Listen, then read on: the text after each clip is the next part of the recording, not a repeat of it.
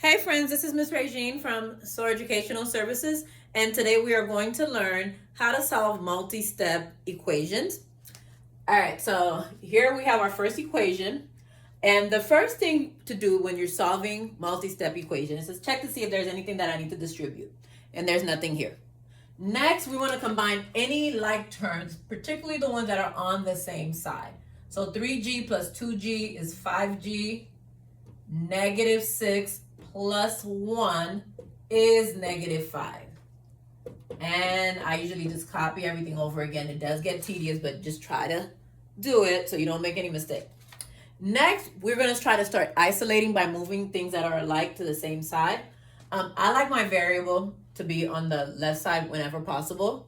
So I'm going to do plus 8g, and I'm going to combine it with this 5g over here, making 13g minus 5 equals 11.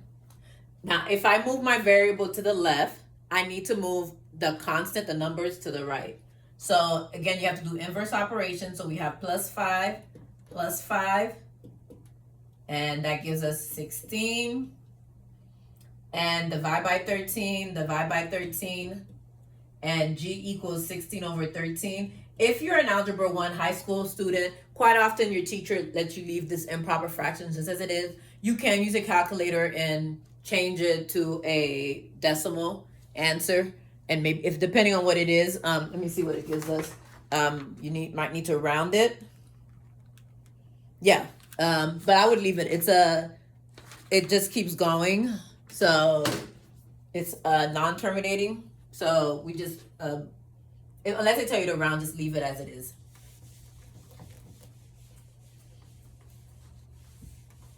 All right, let's try another one.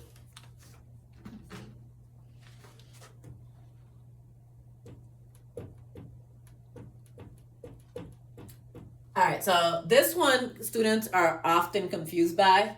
So this is 2/3 times x. And 2/3 times x, the inverse operation would be divide by 2/3, which we can divide by 2/3.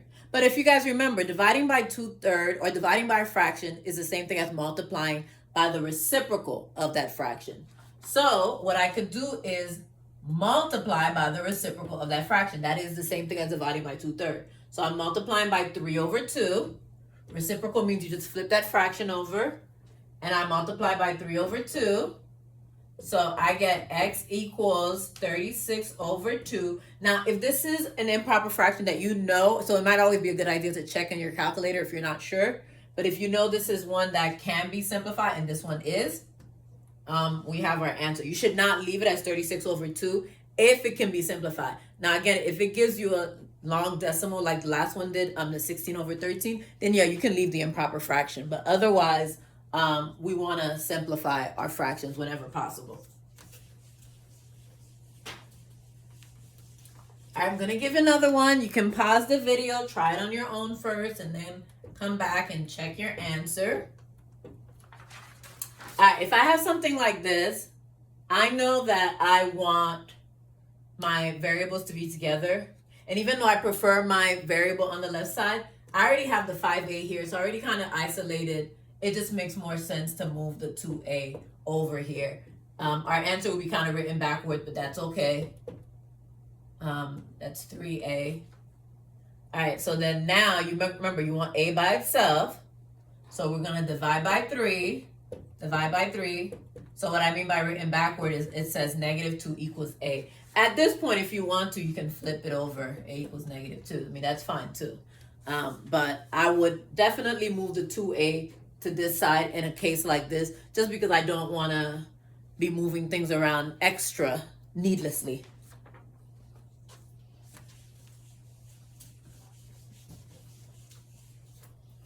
All right, here's another one.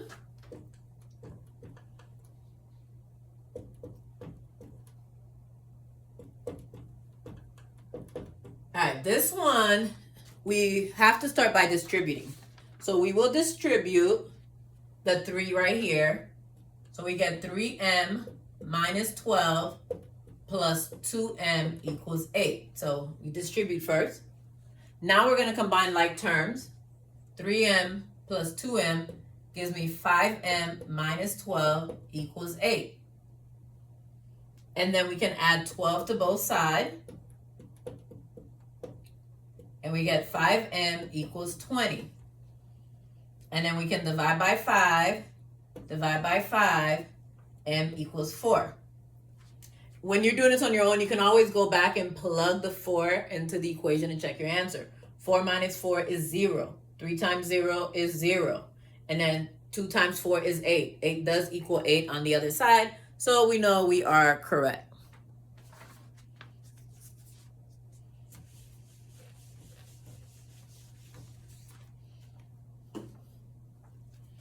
All right, here's another one that involves distribution first. You can pause the video, try it on your own, and come back and check your answer. All right, step 1, distribute here. So we have negative 2h plus 6 plus 5h.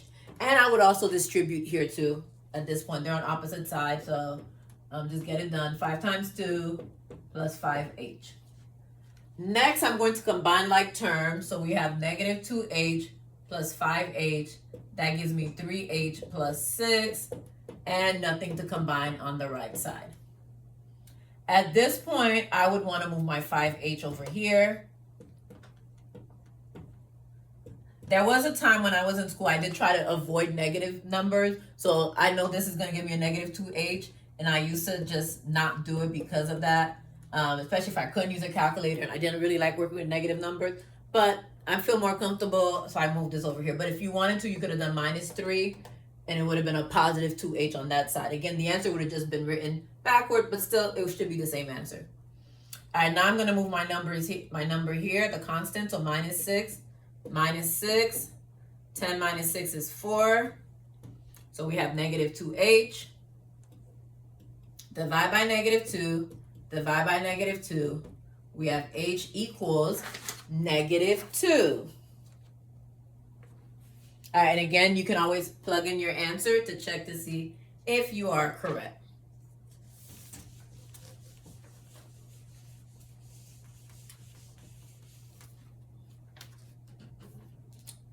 All right, let me give you one with a fraction.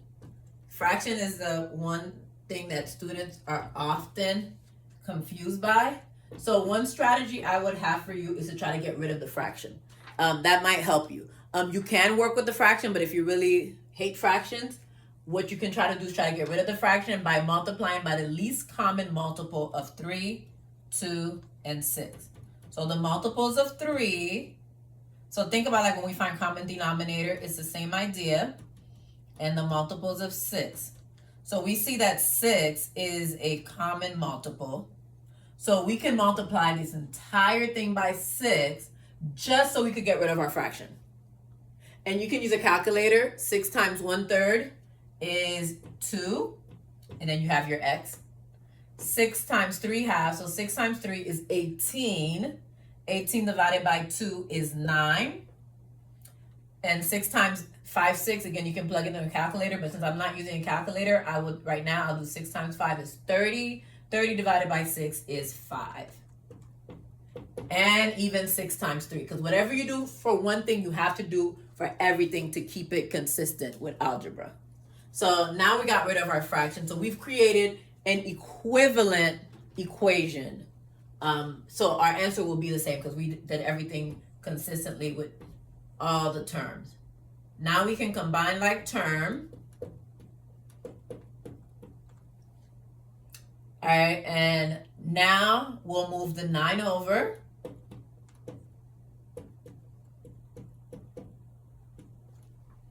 And finally, divide by negative 3 on both sides. Divide by negative 3 on both sides, and you get x equals negative 3. And you can always plug it in. So if you plug negative 3 here, that should give you negative 1. And if you plug negative 3 over there, 5 times 3 is 15. Oh, you do have that decimal, 15 over 6. It might be a little bit harder where you probably need to pull out a calculator to check your answer. But this should work. Just want to make you aware. You can always plug it in to check. All right, well, this was just a quick course on how to solve different type of algebraic equation for Algebra 1 students. I hope this was helpful. Remember to like and subscribe. See you next time. Bye.